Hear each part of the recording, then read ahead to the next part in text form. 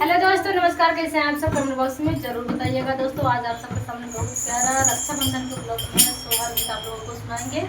कैसे लगा comment box में जरूर बताइएगा। और ढोलक के साथ आज सोहर गीत चले गाना पूरा पूरा सुनिए तभी भी समझ थोड़ा भाई चैनल ध्यान दे बहनी है चैनल थोड़ा ध्यान रहा मेरे चारों बहनी में चैनल हम जरूर चाहे ना ध्यान में, लेकिन हम गाय से हमकर लोग का चीने लाबो तभी चैनल हो जाएगा। ये बात सही है। हां जाता मैं ताकि पहचाने राम के लोग तभी चैनल चीन पर कि नहीं सब नहीं गाओ। तो चलो आपको सुनाते हैं सुना दीजिए। भोरवा में उठली बाहुरिया ता सासू गोड़वाला गेला, सासू गोड़वाला गेली हो सासू जुहावे रखिया के दिनावा नहीं हरे हम जावई नहीं हरे हम जावई हो।